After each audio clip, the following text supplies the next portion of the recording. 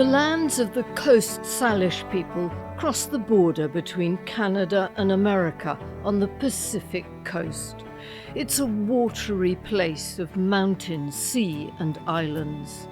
There are more than 40 different Coast Salish nations, people who have a common ancestral tongue, but now speak about 20 languages and dialects. They've been here for at least 10,000 years, and for much of that time, uniquely, they have bred dogs specifically for their fibre. Deborah Sparrow is a Coast Salish weaver and a member of the Musqueam people. Her grandfather told her about the dogs. He said, there was this little wild domesticated animal. He pointed to the height of it and he said, about this high, and he was right, about 18 inches high. And he said, everybody had them and we used them for the blankets. And so I was like, oh, really? And he's like, yeah. And I kind of kicked myself now for not dabbling deeper into that conversation. Oh no, they're gone extinct now, he said. But they looked like a fox almost. They weren't a fox, but they looked like one. Pictures made by European artists at the time show a small, appealing dog with a fluffy white coat and a straight nose. It really is cute. The thing about it that I noticed the most is it had really tiny ears. It didn't have big floppy ears or pointy ears. Well, they're a little bit pointed sometimes, and a very curly tail. Welcome to Haptic and Hughes Tales of Textiles. I'm Jo Andrews, a hand weaver, interested in what textiles tell us about ourselves and our communities. Stories that go far beyond the written word and often explore the lives of those who have little or no voice in official histories. That's especially true in this episode, which is about a people who flourished for thousands of years in North America with an oral tradition. There is very little written record, and what there is unreliable and often plain wrong. Add to that the comprehensive attempt by the colonial authorities to snuff out the culture of the First Nations, and it makes stories like these about the woolly dogs and the blankets woven of their fibre very precious ones. Deborah Sparrow's grandfather told her that not only had he seen the dogs, but he'd also watched his grandmother making a blanket from their fibre for a special ceremony. So he says, I didn't know it then, but they were actually preparing all this work for my naming ceremony, which would take place a couple of weeks later. And he said, it was like any little kid playing around, and every once in a while they'd kick me out because I was getting into mischief. And so he was watching them, and I thought, wow, like how amazing I get to hear this. Then he said about a couple of weeks or so later, they took me to my great-grandfather's longhouse where he was very old and getting ready to leave and go to the spirit world, and he passed his name to me. And we went from there to our longhouse, and we prepared, and they blanketed me. They put the blanket around me. They laid out the white carpets. People came from all over, a couple of thousand people, and the ceremony began. And he said, I never saw it again after that. Deborah's grandfather was given the name Shui Emun. He was one of the last people to be named like this in a traditional ceremony using the dog hair in blankets. After that, weaving wasn't done in his village, but his story did inspire his granddaughter Deborah and her sister as they started on the path learning to spin and weave. There was this connection to our history that came through, and we felt like it was part of our DNA that we were now becoming. And so we embraced that, and we always recognized our ancestors and our women, and we asked for guidance, and I still do. Every time I make a textile today, I ask for that guidance and them to be with me. This is not about making a pretty piece of art. It's about my identity and the values with my history and the ability to wrap your people, to wrap society, to wrap the world as well, and remind them of what we exist for. So when you get a name or you get married, even in a death, These blankets are laid out and they stand on them depending on what the ceremony is. They're wrapped in them. The ceremonies, you call witnesses, you ask for witnesses who are much like the lawyers in the room because they got to remember everything orally. And you give everything away when you're done. Everything's given away, so you have nothing again, but you have your dignity of how you are going to move in this world. These are attached to all the teachings of our ways. So it was a true blessing for us to be reintroduced to our textiles and our weaving that we knew nothing about. So spending that time with him and learning that little bit gave me the grounding to keep moving.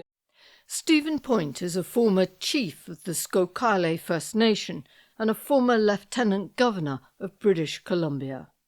Well, the only thing that we knew when we were growing up was that the dog had disappeared.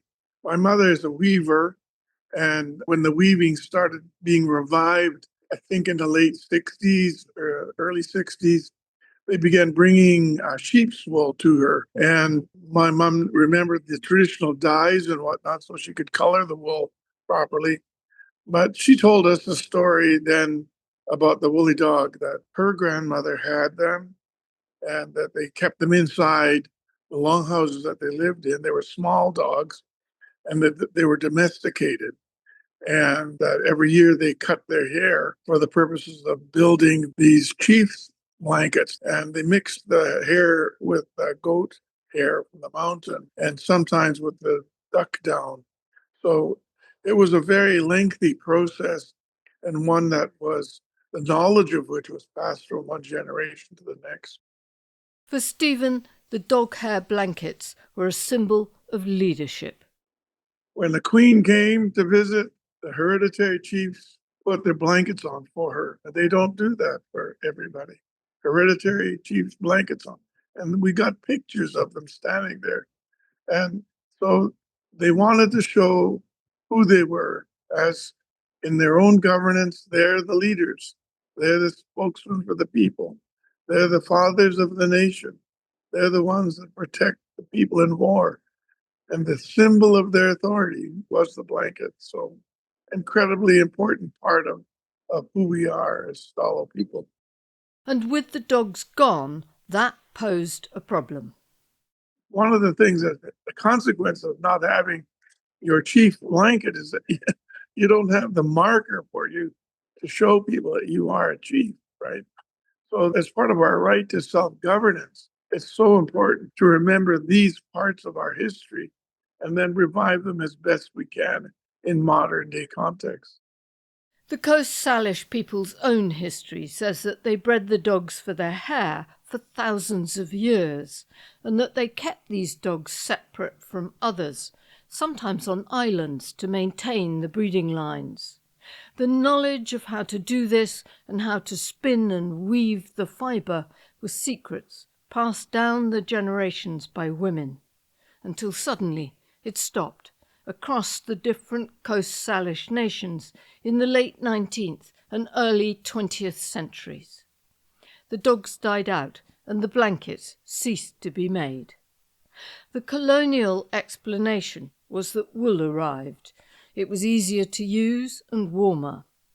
But that hides a much darker truth, one that explains why Deborah's grandfather took so long to talk to her about the little woolly dogs and his own naming ceremony.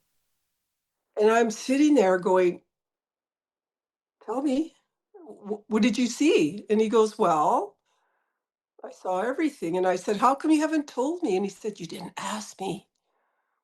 You see, that programming that had happened in residential school was still evident in an 83-year-old man that don't pass this on. Had he been to residential school?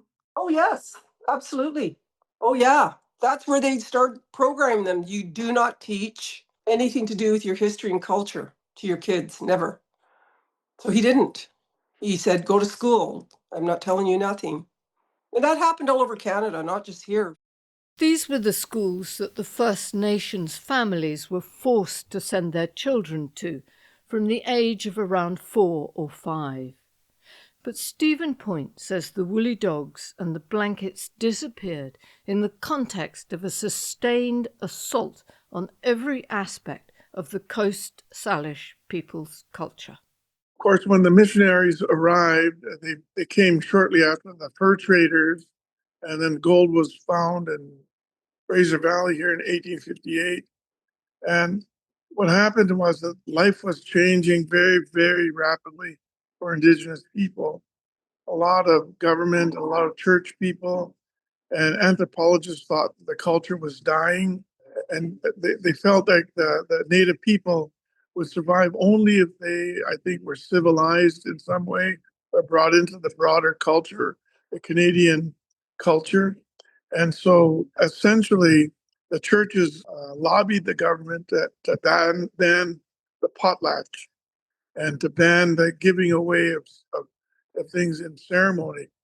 And along with that, right across the country, drumming and singing, taking part in parades, having a drum in your house even was outlawed. It was against the law to practice your native culture. And so essentially the culture went underground. A lot of the ceremonies that used to be public ceremonies were held in secret in mountain places. And the elders whispered about the past. Stephen says the potlatch is the ceremony on which Coast Salish society and its governance turns. It's a legal, political and spiritual process all wrapped up in one. In an oral society, it's the occasion where people are called upon to witness the passing on of hereditary titles, marriages, births, deaths and contracts. At the same time as it was outlawed, sustained contact with Europeans brought disease to the Pacific Northwest as well. A lot of the cultural disruption happened not only because of the Indian Act amendments that banned the potlatch, but simply because our people were dying at an incredible rate. It's been estimated that somewhere between 90 and 95% of our people died from contact with diseases brought by Europeans. I don't think people can imagine what a Holocaust that is. In the United States, can you imagine 90% of the people dying over a period of 10 years, perhaps? That's incredible. And we're still reeling from the shock, I think, of colonialism. We still haven't gotten through the trauma of those impacts. And then there were the residential schools. What then happened, of course, is that Indian children were forcibly removed from their families by churches with the help of the RCMP and brought to residential schools. And in these institutions, they were not allowed to speak their language. And their hair was cut, the clothing was taken from them. They weren't allowed to go home during the school year.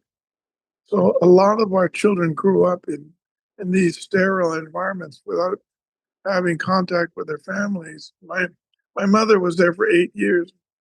When she returned home, her grandmother was gone, passed away.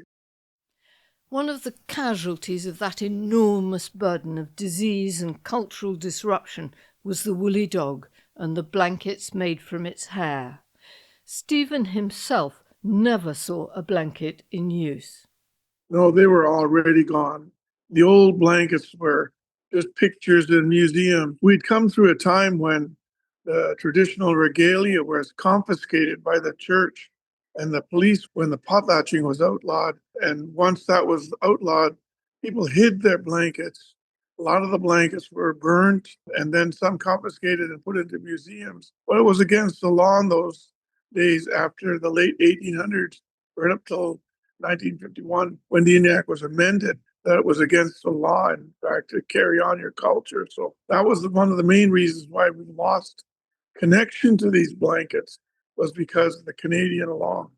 There's a black and white photo from 1922 of a woman called Ruth Shelton tending a cemetery, and with her is a small, fluffy white dog standing in front of the camera. This may be one of the last surviving woolly dogs, the inheritor of a tradition that persisted for thousands of years, before becoming a story that was whispered only amongst the Coast Salish families. They knew the truth of these tales, but for outsiders operating in a written culture, it became a kind of myth. I found a lot of references from explorers in the area who mentioned it. Strangely enough, in a lot of museum collections, when they acquired the blankets, there would be notes about dog wool in the blanket. And yet, people didn't believe that. At least in modern day, they didn't believe it, that they wanted scientific proof. And I thought that was very strange. And Coast Salish oral history, you talk to Coast Salish people, they always knew in all the Coast Salish villages that wool dogs were kept. And I thought it was very strange that this disconnect between oral history, even European history records, and museum records, and yet there's this doubt that was in the air that I felt was totally unjust, and it just didn't make sense. Liz Hammond Karema lives on Coast Salish land and for 35 years worked at Vancouver Island University, where she was the director of research. She's been researching the woolly dogs and the blankets for over 15 years. There's very few blankets that seem to be mostly dog hair. So dog hair could be used just in the fringe, or it could be used just as part of the warp, or a braid that has been added on along the edges. One blanket at the Burke Museum in Seattle, where the warp is elk or deer sinew, and there's also a little bit of white cotton string in there as well. But the sinew from the deer or elk is very, very strong. And so that gives the warp a lot of strength. But then the whole weft is dog hair. There's another blanket that seems to be a burial blanket, and it was a twill weave, and it's both the warp and the weft seem to be dog hair. So there's a variety of ways. In some cases, it was the warp. In many cases, it was mixed with mountain goat wool and then woven both as warp and weft. Liz has gathered many accounts from Coast Salish families about the dogs and the blankets, and also information from written records. The Cowichan people, for example, they traditional fishing areas was up the Fraser River. So they had to cross the Salish Sea, or what used to be called the Strait of Georgia, which is 22 miles wide. And then they would row up the river. Hudson's Bay Company employee wrote in his daily log when they were coming back down the river, he said, a flotilla went by today. There must have been 100 canoes, with each canoe with a family, and at least half a dozen dogs in each canoe. And we know these were the little white dogs and not the hunting dogs. Yes, because he had mentioned that they had recently been shorn. Oh, isn't that lovely? And so we're catching glimpses of these dogs all the way through history. Yeah, yes, for sure. And yet there was this gap. People didn't quite believe that the dogs existed or that there were blankets made of the yarn. It was interesting to see that in the 1800s, it was common knowledge. Everybody accepted that dog wool was used and used in blankets. But in the later 20th century, in an important and well-written and well-researched book on Salish weaving, the author, she said, really, we need more scientific evidence. It was almost like the science gaining prominence in the 20th century, and the oral tradition was becoming less acknowledged. And so this one person said, well, I've examined most of the Coast Salish blankets in the world, and I'm looking forward to seeing one with dog wool, which is a nice way, but subtle way of saying, I haven't seen any yet. So where are they? Which is where Audrey Lynn comes in. I'm an evolutionary molecular biologist. I use ancient DNA to learn more about the evolutionary history of animals, including dogs.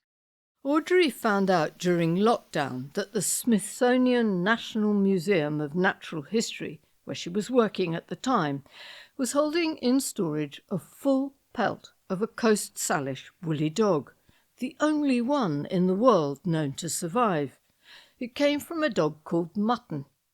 I was excited, very excited, and I also wanted to know if if there had been any scientific, any genetic studies done on mutton. That was my first initial reaction.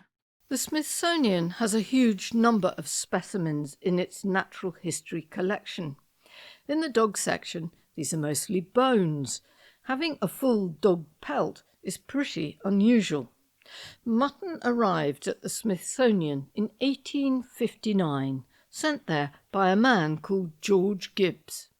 So he was a naturalist, he was an ethnologist, an ethnographer. He was hired by the United States government to help chart the boundary of what became the border of Canada and the United States. He was hired because he had spent time in the Pacific Northwest before and had a really great aptitude for the languages there. During this time, he also had all of these colonial and European explorers. They also fancied themselves naturalists and scientists. So they were very, very interested in learning about the flora and the fauna that was there. This was also when the Smithsonian was sort of at its origins. So he was collecting natural history specimens for the museum and sending natural history specimens like fish and lizards and birds and rocks and sending all of that back. At some stage, he acquired mutton. We have no idea how he got mutton. We can only speculate. I mean, in comparison to other similar sorts of colonial explorers at the time, he was one of the, I guess, less problematic figures.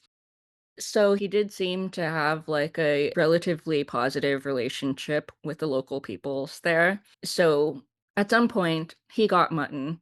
Sadly, Mutton did not lead a long and happy life with George Gibbs. He died of causes unknown while still a young dog, and his pelt was sent to the Smithsonian, where more than 165 years later, Audrey had plans for him. So I was primarily interested in finding out if mutton was a pre-colonial or pre-contact indigenous dog. So these dogs, they had come over with humans. Dogs were not independently domesticated in the Americas. They were brought over from Eurasia. We don't know how the dogs came over exactly, but they did come over with people. Once the dogs arrived, they were isolated, and they became distinct to different regions of the Americas. Before European contact, there were lots of different kinds of dogs across the two continents. Given how late in time the Europeans were in the Pacific Northwest, and also just from reading how the Coast Salish had maintained the practice of keeping woolly dogs like so late in time, and also knowing that mutton had been recorded in the archival records that he is the kind of dog that the natives there had used to make blankets out of. Like, I wondered if he was an indigenous North American, like pre-contact, pre-colonial dog. That was my first big initial question I wanted to answer. And the answer was? That he is. So he's about, 84%. 84% pre-colonial indigenous dog, about 16% European. So he does have like a little bit of mixing, but he is essentially a native dog. Mutton wasn't a pure breed, but he's the nearest thing we have today to one. Audrey could also see from the analysis how old Mutton's maternal lineage was. And we estimate that it's about 1800 to 4800 years old. This doesn't necessarily mean that woolly dogs are that old, but it means that his particular ancestral lineage is that old. Now, at this point, the Coast Salish people might very well say, "So what? We always knew that." And at the centre of this is the clash between an oral culture and a written one. So much of textile knowledge has been passed down by word of mouth. It's one of the reasons it remains buried and often unrecorded. But from the start, this project employed a methodology called a two-eyed seeing approach, where the Coast Salish people's oral accounts were given equal weight to the science. Liz Hammond-Karema explains how this works. It's combining indigenous knowledge with scientific knowledge because, for example, with scientific knowledge, you could analyze the DNA, but you need the context for that. You need the cultural context and talk about why. And so they wanted to do an approach where the indigenous knowledge was brought in with the scientific knowledge, and you end up with a research that's much more enriched because of the two ways of knowing. Mutton's DNA, anyway, shows that his lineage, his ancestry, went back 2,000 years, probably closer to 5,000 years. On the indigenous side, you're hearing that it was so important to keep the wool dogs separate from the village or hunting dogs to keep the characteristics that they were breeding for: long hair, or the color white, quick growing, long growing, woolliness, which were recessive genes. Otherwise, you'd lose the characteristics that you wanted. So the DNA is saying, yes, the dog's ancestry goes back at least 2 to 5,000 years. And on the indigenous side, you had the knowledge of how important it was. And you had to be breeding carefully. That might be a reason why mutton was allowed to be acquired by George Gibbs, a non-indigenous white settler. We know that mutton had 15%, or one great-grandparent was a European dog. And maybe that little percentage was enough to make sure his wool quality wasn't quite as good as being worthy of being kept and part of the breeding program. And the science told them something interesting. Logan Kistler is the curator of anthropology at the National Museum of Natural History at the Smithsonian. He extracted mutton's DNA from tissue samples with full permission from the Coast Salish and then analysed it. The value of being able to look at the complete genome of any organism, and in particular this one, is kind of twofold. One is you can compare that individual to the entire world out there of dogs.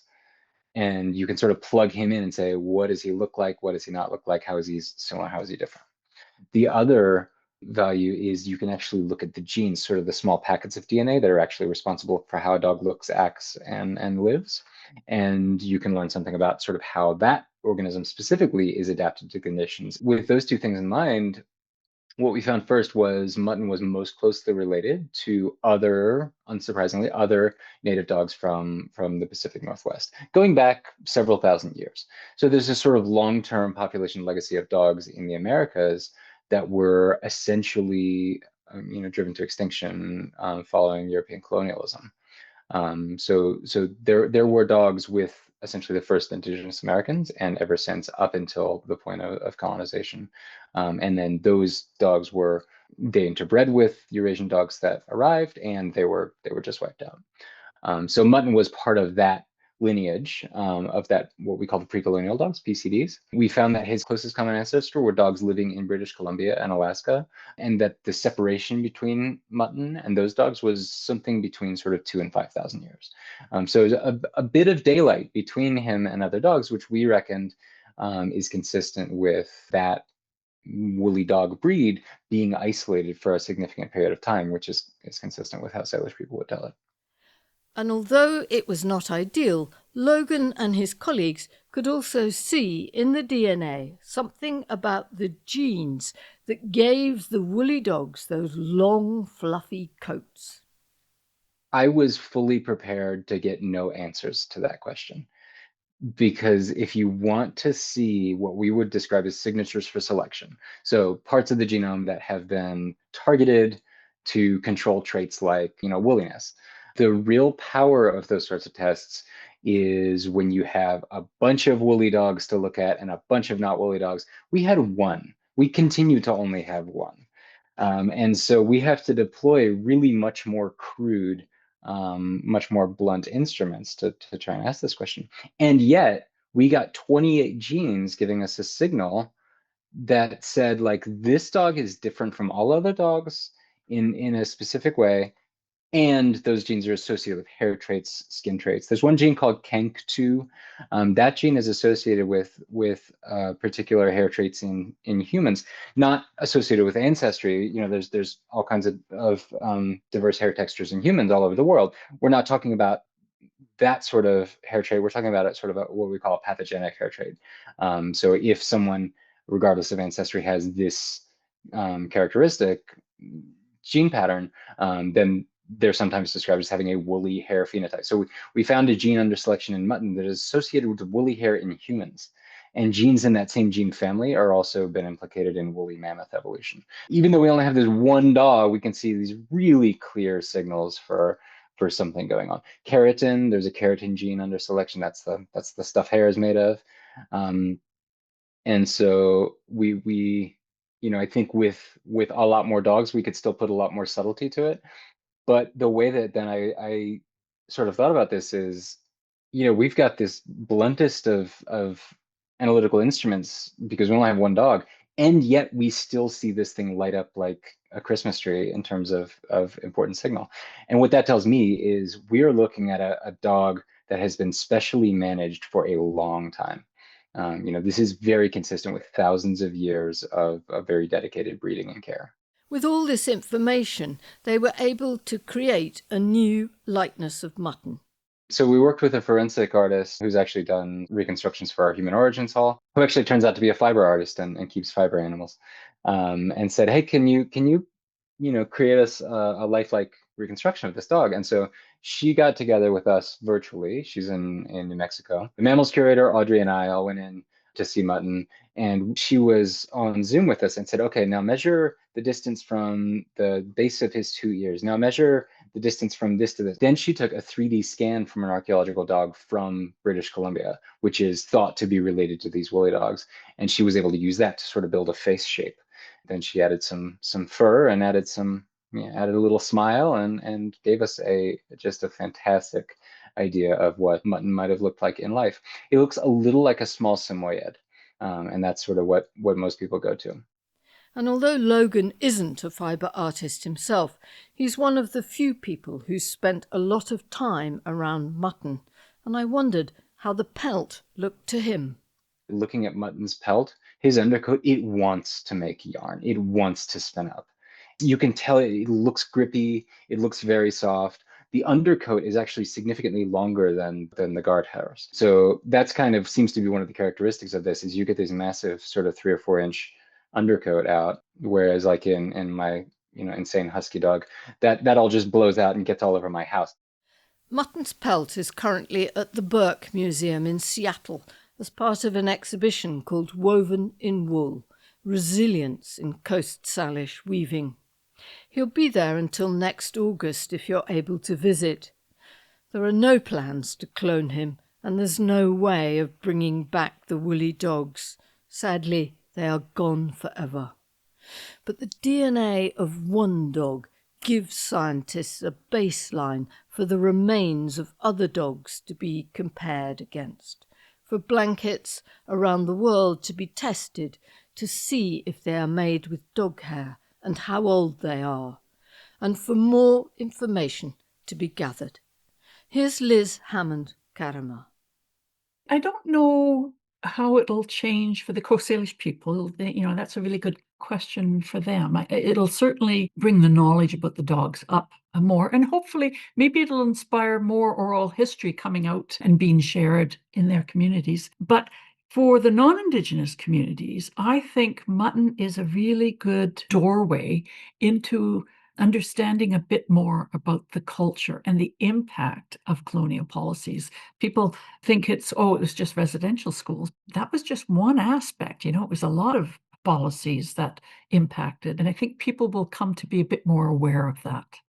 But for Deborah Sparrow, the Coast Salish weaver, the story of the little woolly dog remains a privilege in her life. It all goes back to the woolly dog, all of it, for which we wouldn't have been warm we wouldn't have had this existence because it gifted to us. And that's the honor that I feel about it, is every day I'm honored, every day I'm grateful for this information that flows from the universe to us still today. And we have to pay attention to that, to the fibers of the land and of life throughout this whole world and country, that we're at a very crucial place. And I think the balance between what was and what is, and knowing who you are and where you come from, is our saving grace.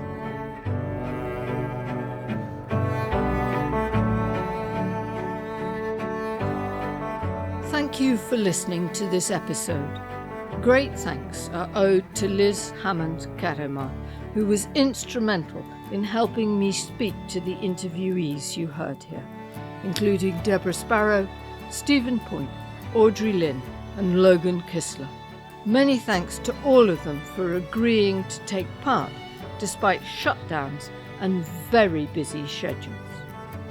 If you'd like to see pictures of mutton and other woolly dogs, head over to www.hapticandhue.com/listen and look for Series 7. Haptic and Hue is hosted by me, Jo Andrews. It's edited and produced by Bill Taylor and sound edited by Charles Lomas of Darkroom Productions.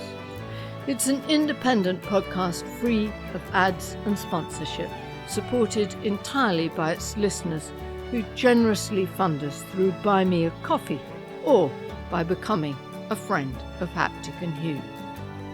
Friends get access to free textile gifts every month and an extra podcast hosted by me and Bill Taylor, where we cover interesting events and the textile news of the day. To join Friends, go to www.hapticandhue.com/join. This is the last episode in Season 7, so I hope you have a wonderful celebration at the end of this year, and please enjoy whatever you are making.